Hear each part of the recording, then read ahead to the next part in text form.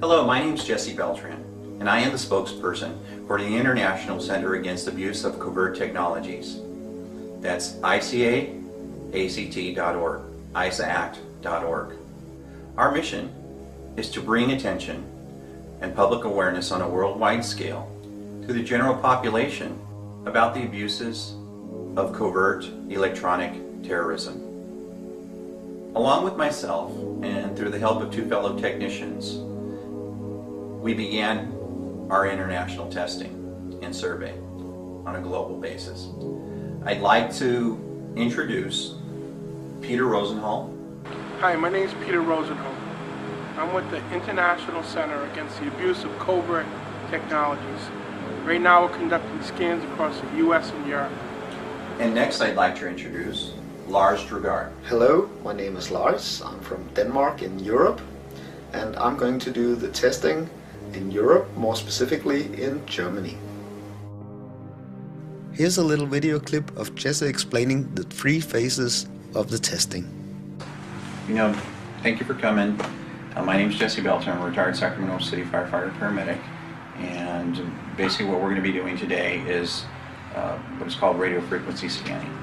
So I'm going to go ahead and explain how it works. Okay, there's 3 phases to this. There's a preliminary scan, and what that is we check for radio frequency emissions utilizing what is called the JM20 Pro radio frequency detector.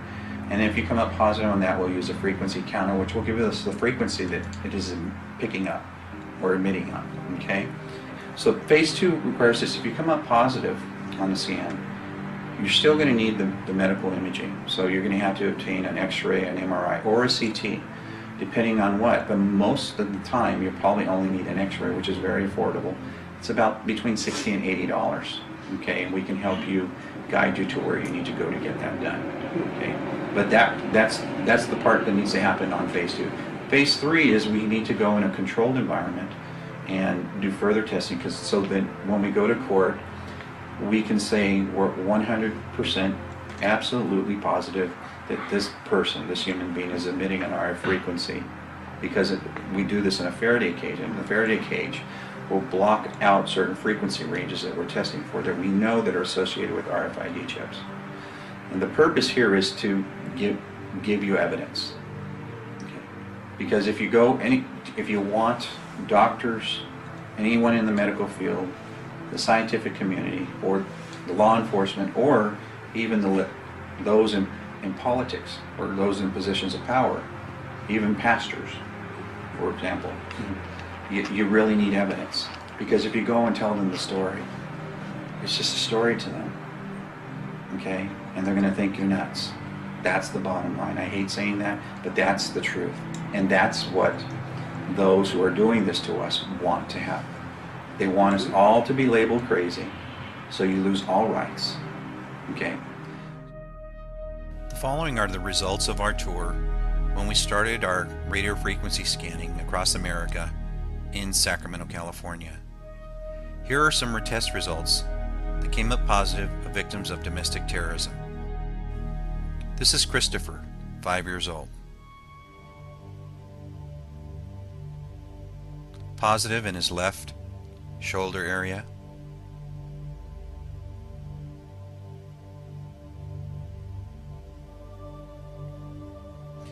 He also came up positive in his right scapula area.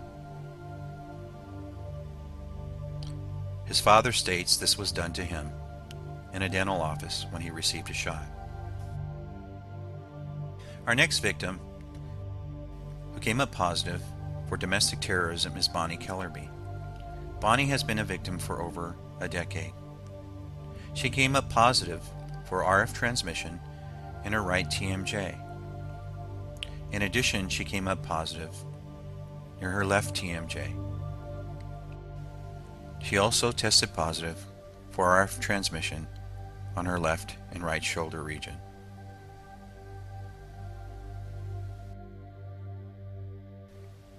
The following who came up positive is David Gonzalez. David came up positive in his right shoulder region. Our next victim is Richard Northern. Richard Northern has been a victim for over 20 years. Richard Northern came up positive for RF transmission near his left TMJ area. This is Barbara.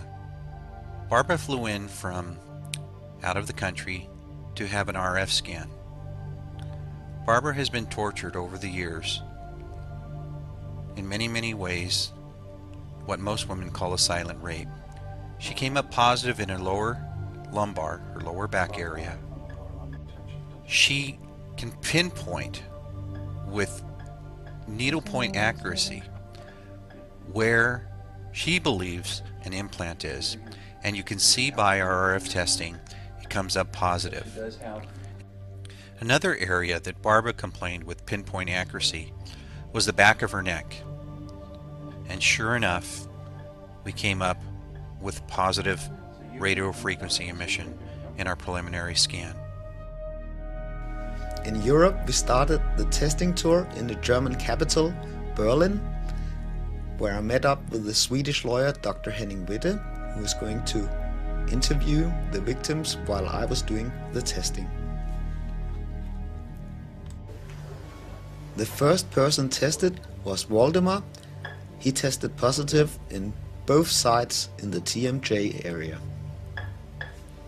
Und jetzt ein bisschen weg davon. Ja. Noch tiefer. Von der Antenne weg.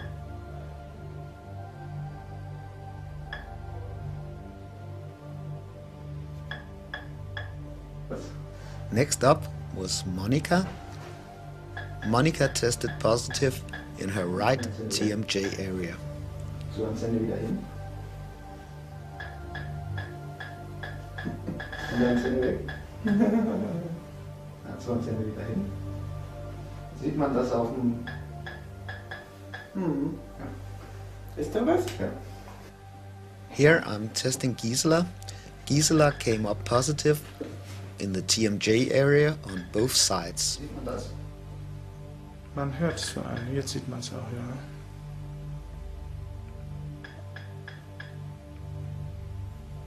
Das ist eindeutig.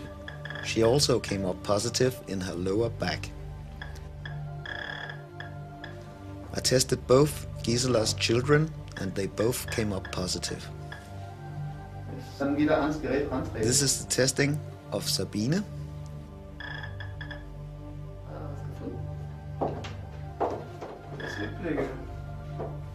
Sabine came up positive in her right TMJ area.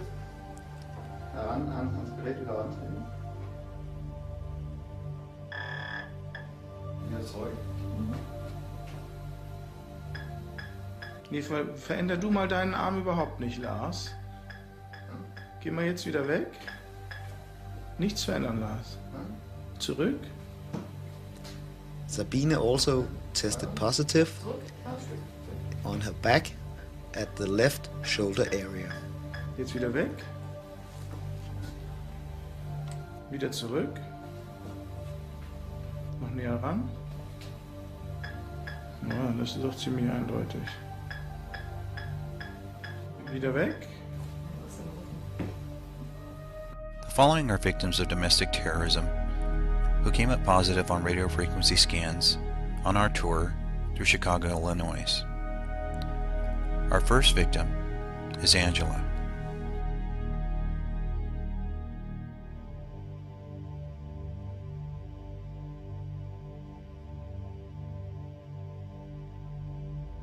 Angela came up positive on her left temporal area.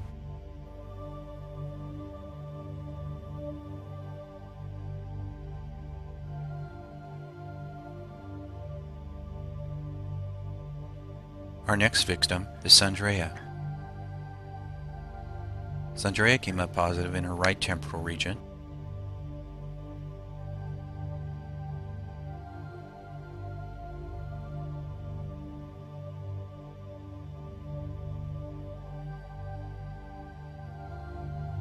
In addition, she came up positive on her right shoulder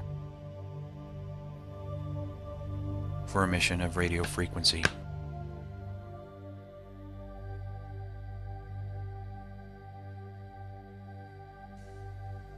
Our next victim is Mike. His torture began at approximately age 19. All right, let me just zoom in on He it. came up positive in his right All right. temporal region. Go.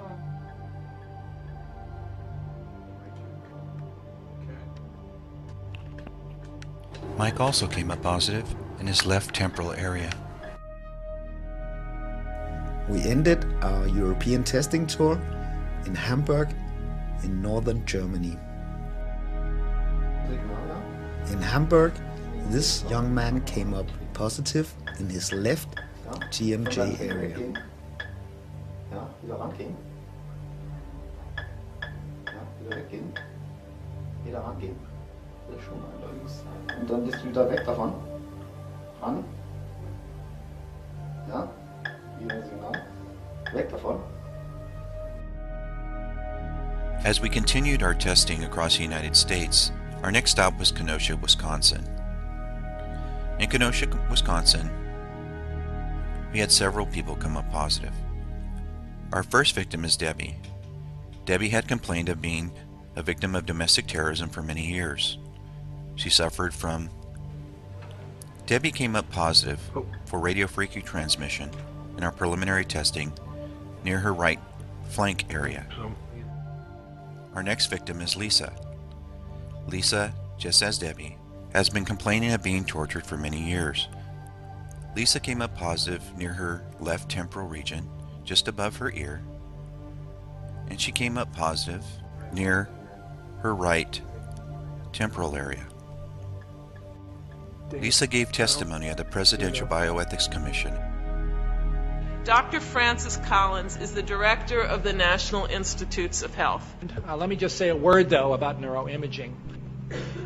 Certainly the problem of incidental findings, though, is an enormous, obvious overlap with the genetic situation.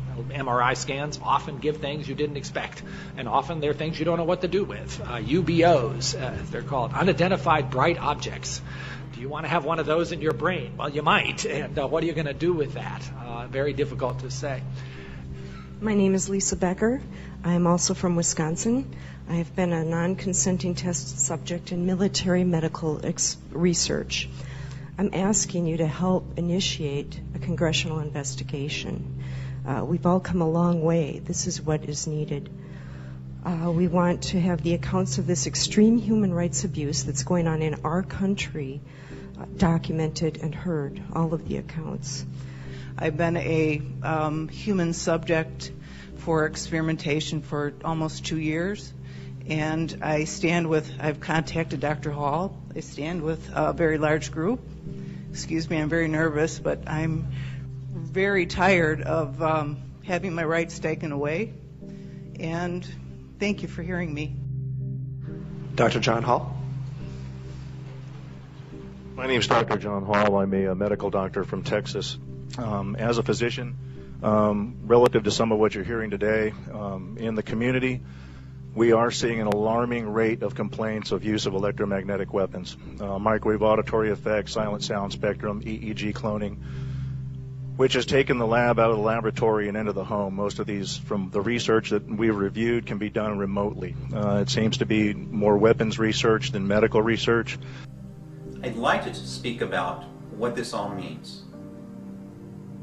Currently, in our preliminary testing, we're finding that between 30 and 40% of the individuals are coming up positive, emitting a radio frequency emission.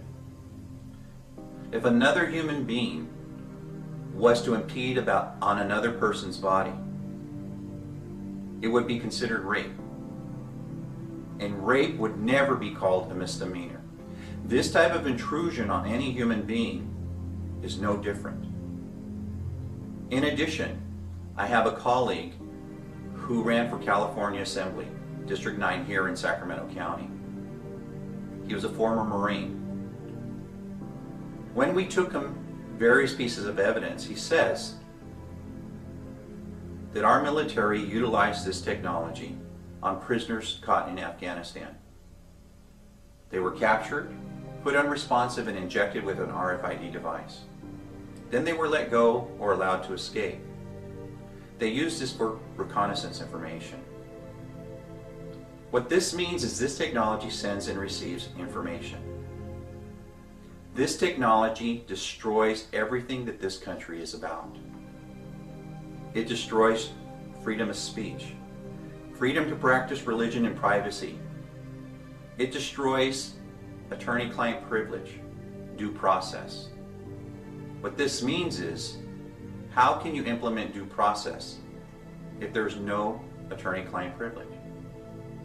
This type of technology destroys our civil liberties, our Constitution, and the foundations of our government in one fell swoop.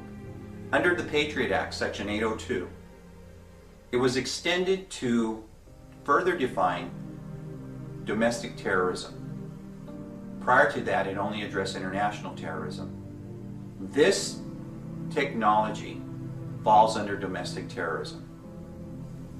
What this means as far as implications on society, not only here in the United States, but globally, is this impedes on the very definition of what a human being is.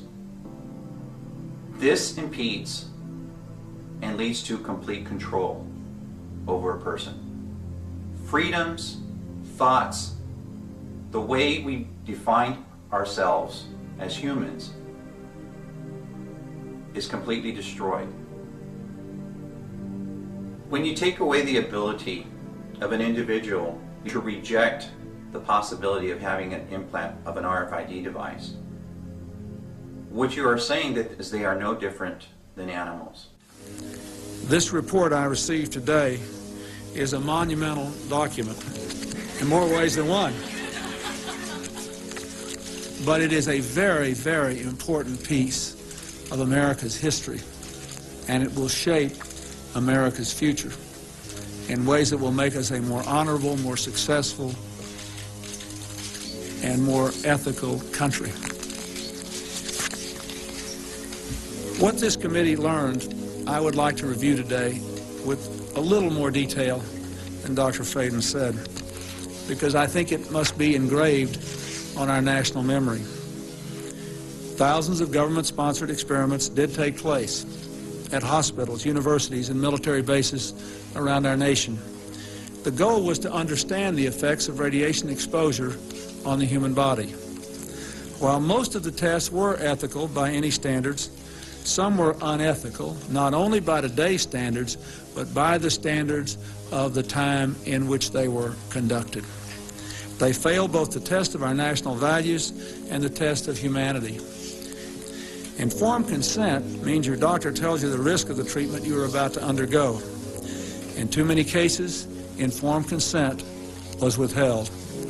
Americans were kept in the dark about the effects of what was being done to them. The deception extended beyond the test subjects themselves to encompass their families and the American people as a whole. For these experiments were kept secret, and they were shrouded not for a compelling reason of national security, but for the simple fear of embarrassment, and that was wrong. So today, on behalf of another generation of American leaders and another generation of American citizens, the United States of America offers a sincere apology to those of our citizens who were subjected to these experiments, to their families, and to their communities. When the government does wrong, we have a moral responsibility to admit it. The duty we owe to one another to tell the truth and to protect our fellow citizens from excesses like these is one we can never walk away from. Our government failed in that duty, and it offers an apology to the survivors and their families, and to all the American people who must be able to rely upon the United States to keep its word, to tell the truth, and to do the right thing. Make no mistake, as the committee report says, there are circumstances where compensation is appropriate as a matter of ethics and principle. I am committed to seeing to it that the United States of America lives up to its responsibility. Our greatness is measured not only in how we so frequently do right, but also how we act when we know we've done the wrong thing, how we confront our mistakes, make our apologies, and take action. That's why this morning I signed an executive order instructing every arm and agency of our government that conducts, supports, or regulates research involving human beings to review immediately their procedures in light of the recommendations of this report and the best knowledge and standards available today, and to report back to me by Christmas. When our leaders openly admit to non-consensual experimentation on human beings, such as Bill Clinton, now is it fair to apologize for a crime and then continue them? At least one politician anticipated this. This is Senator Joe Biden predicting a judge would have to rule on whether or not it would be constitutional to implant a human being. Can a microscopic tag be implanted in a person's body to track his every movement? There's actual discussion about that. You will rule on that, mark my words, before your tenure is over. Can brain scans be used to determine whether a person is inclined toward criminality or violent behavior? You will rule on that. And Judge, I need to know whether you will be a justice who believes that the constitutional journey must continue to speak to these consequential decisions, or that we've gone far enough in protecting against government intrusion into our autonomy, into the most personal decisions we make. Judge, that's why this is a critical moment. There are elected officials in this government, such as Mr. DeLay, a fine, honorable, patriotic man, and others, who have been unsuccessful at implementing their agenda in the elected branches. So they've now poured their energies, as the left would if it were different, they've now poured their energies and resources into trying to change the court's view of the Constitution. As the late Martin Luther King would say, injustice anywhere is injustice everywhere. Martin Luther King believed in the dream. It's time for everyone to wake up now in order to save the dream. And the truth is what we need to push forward. And we all need to gather across the board, all races of society. This is not an issue of race anymore. This is an issue about human beings. The right to be human. This is an issue about preserving the free will of human beings. And we ask all of you to give us your support in order to ensure that we save that dream.